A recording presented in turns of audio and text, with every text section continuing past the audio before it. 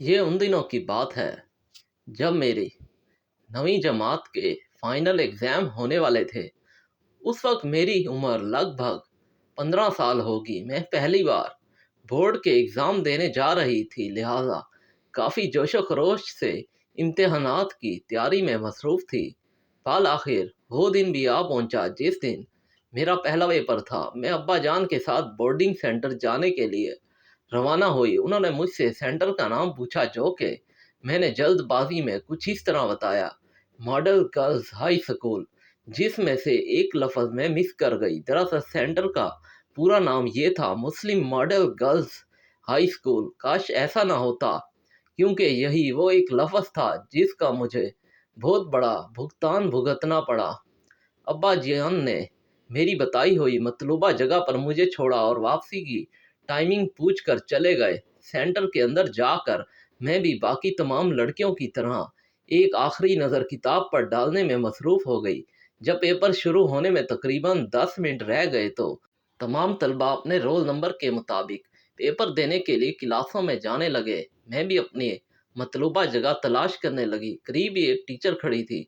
मैंने उनको अपना एडमिट कार्ड दिखाकर रोल नंबर पूछा तो वो कहने लगी, ओ नो बेटा, ये आप दुरुस्त जगह पर नहीं आई हैं। आपका सेंटर यहाँ से दूसरे स्कूल में है, जो यहाँ से तकरीबन 5 से 6 मिनट के फासले पर है। आप जल्दी से जल्द वहाँ चली जाएं, कहीं आपका पेपर रह ना जाए। मैं वहाँ खड़ी खुद को इस सूरत हाल पर नहायत बेबस महसूस कर रही थी, लिहाजा मैं वहीं खड़ी खड़ी रोने लगी कि दो औरतें मेरे पास आईं। उन औरतों के वजह पूछने पर मैंने उन्हें अपनी तमाम सूरत हाल से आगाह कर दिया।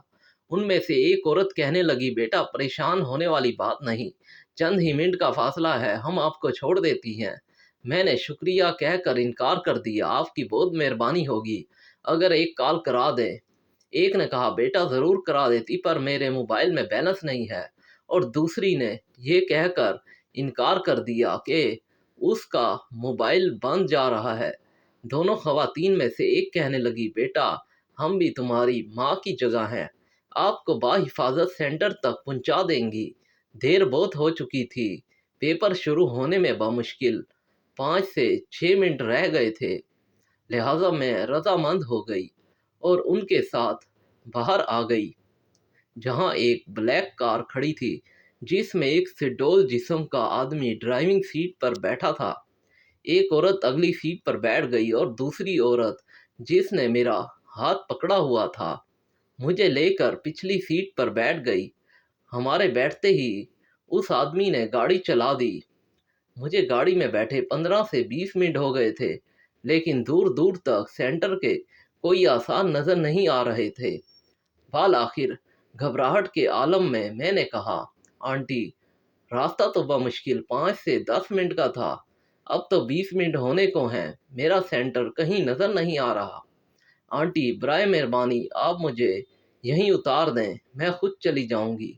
ये कहने की देर थी कि उस औरत ने मेरे मुंह पर एक जोरदार ज़बरदस्त तमाचा रसीद किया और मेरा हाथ मजबूती से पकड़ लिया। ए लड़की, खामोशी से बैठ जा, नहीं तो तेरा अंजाम अच्छा नहीं होगा। कार की रफ्तार मज़ीद तेज़ हो चुकी थी। ऐसे हालात में मैं क्या करूं, मेरी कुछ समझ में ना आ रहा था। अचानक झपाके से एक ख्याल मेरे जहन में आया और मैंने उस पर अमल करने में एक सेकंड की भी देर ना लगाई। मैंने झटके से उस औरत से अपना हाथ छुड़ाया और गाड़ी से बाहर छलांग लगा दी।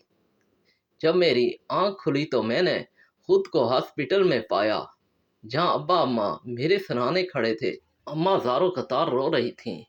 मेरे जिस्म में बहुत गहरी चोटें आई थीं, लेकिन खुशकिस्मती से जिस्म का कोई हिस्सा नकारा नहीं हुआ था। इस हादसे का मुझ पर काफ़ी गहरा असर हुआ।